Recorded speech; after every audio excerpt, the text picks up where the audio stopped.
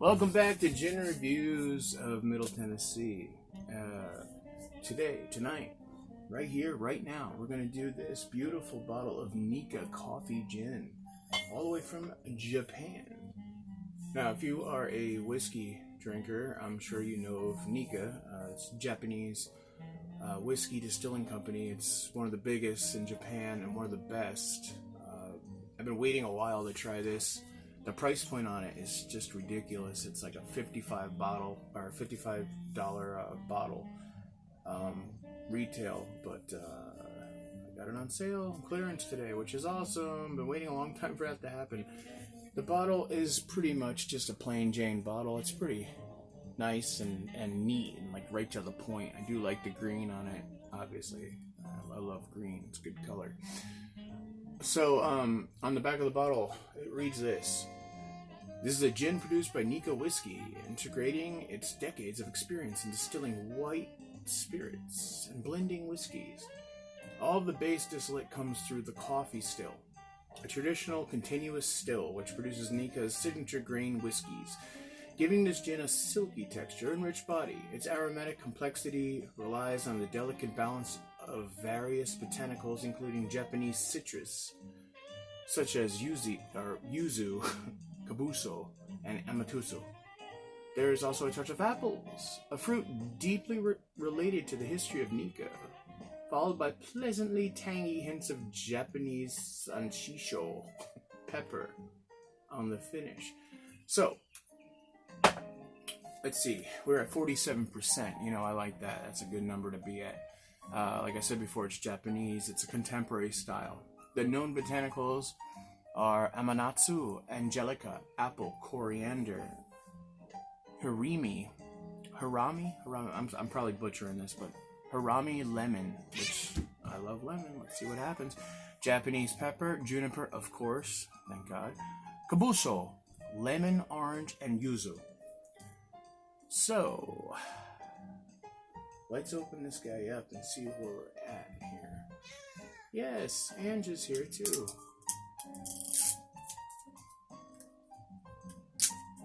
Let's see, what do we got? I think it's just a regular old twist top.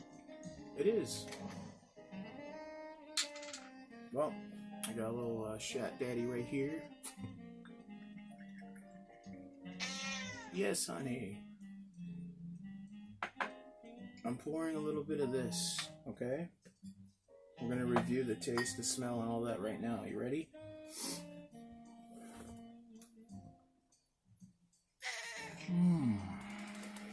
Yes, good girl. Wow.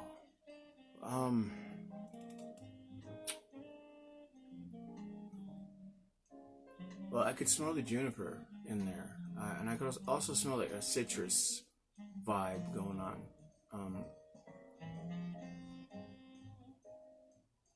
It's straightforward. It's like right there. You know that it's alcohol. Like you know this is going to be botanically inclined because the back end of the smell is even like, you know, it's the whiskey. I think it's the corn they use. All right, let's try it. Let's do it.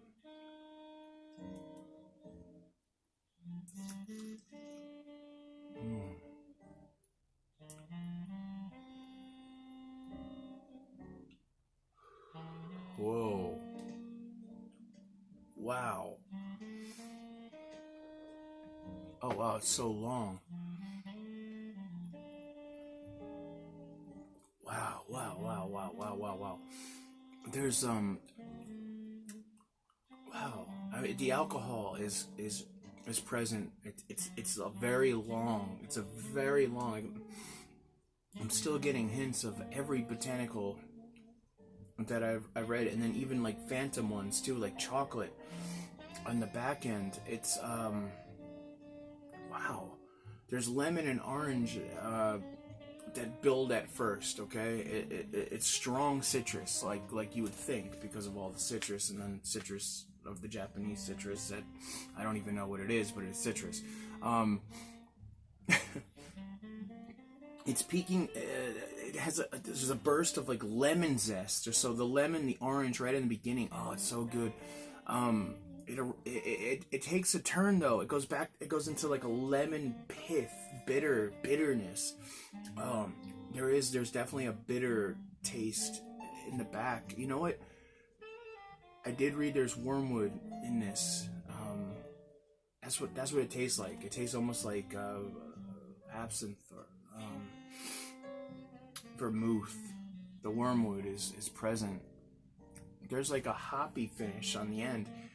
You know, this is probably the longest traveler I've had in a long time. The burn is very, very closely smooth right down to the bottom. Oh man, this is very, very, very, very good. I could see how this company here really has a name for itself. I'm gonna try it with some tonic, obviously, but I'm thinking cocktail ideas already, and I think a Negroni might be good with this because it's so bitter. Oh, so I've begun purifying my own ice and then doing like blocks and then breaking it up. So trying a little bit different here on the old gin and tonic with the ice. Super cold ice, man. Nothing better than that. Alright, so we got the fever tree. We're gonna add it here to this. Just a shot of this Nikka.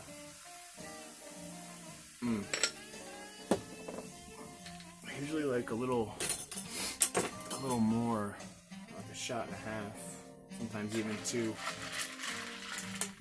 to a bottle of fever tree. But you know, it's so bitter and so much citrus that I just want to see right here where we're at without the citrus added to it.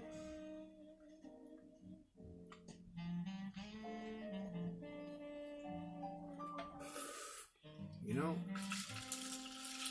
it's crazy, but I think the tonic for the first time ever has like actually driven down the bitterness.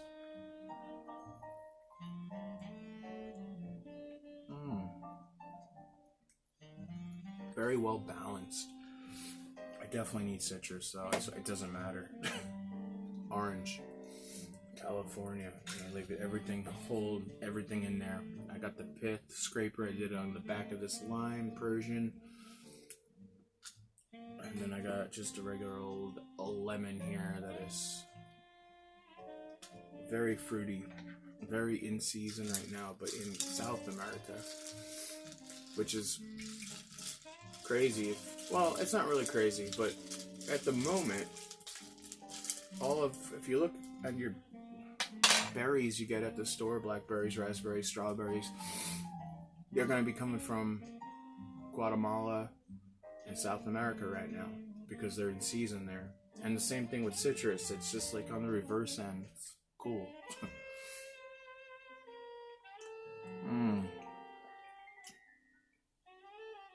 Yes.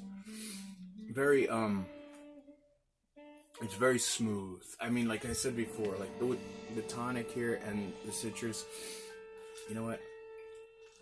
Like I was saying before, I'm going to add another ounce of this to it. Let's see where it brings it up to.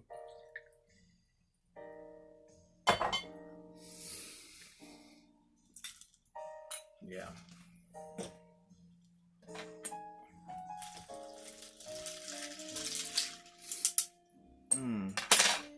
You know,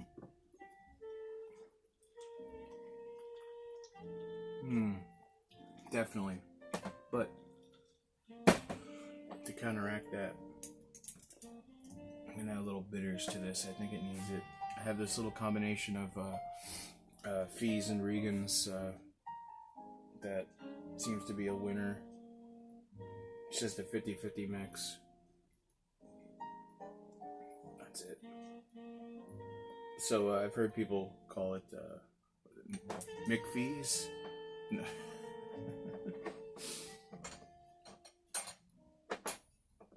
vegans. No, that's it. Vegans. I like that. That's awesome. Bartenders out there will know exactly what I'm talking about. Actually, home bar enthusiasts will know what I'm talking about. Bitters play a big part in cocktails. A big, big part.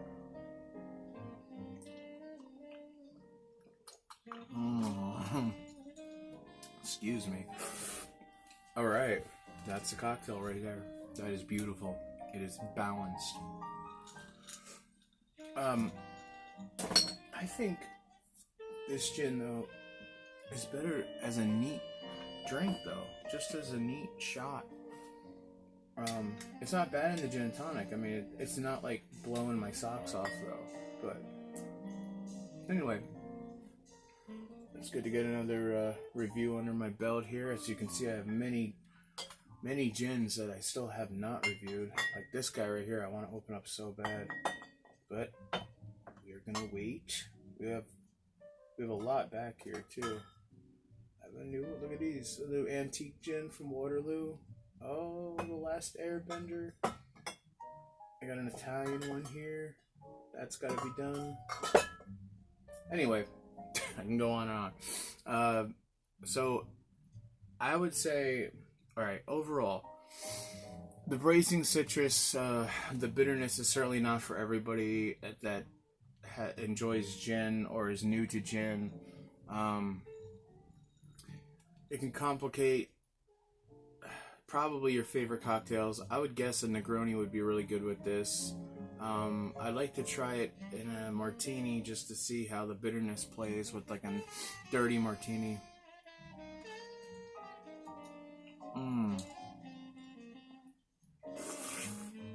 Well, it's enjoyable. I would sip it neat, like I said. Now, is it worth the retail price? Alright, well, you know, if you're a gin enthusiast like myself, yeah, it is. It's worth getting just to have in your collection, just to say you've had it, to try it, to know that this, just like this is a Japanese gin. There's not that many out there in the market right now, even though Japan has as many gins as other countries, maybe not as much as America or England or Australia or Scotland, but they do have gin out there, and it's just it's not finding its way into the section where I'm at right now. That doesn't mean it's not good, though. Again, if you want to have a really nice weekend, if you're sick of doing whiskey samplings or bourbon, you can go to this, and you can try this to try to give yourself your palate a little bit more than just the smokiness of the bourbon, which, don't get me wrong, is good, it's great. I mean, I like barrel-aged gins, again, like the Waterloo here, and Blonde Brothers is really good. And what else? What else is barrel-aged? I got this guy back here, this Booths in the back. They put that in sherry barrels after the sherry's out. We'll have to do that one up one time too. Anyway, let's cut it here. Again, if you see it in your store, in your local liquor store, and you feel like having just a nice Friday night of something other than whiskey, yeah, I say go out and buy this and give it a try. If you're new to gin and you're not really there yet, I would say stay away from it just for the time being. Otherwise,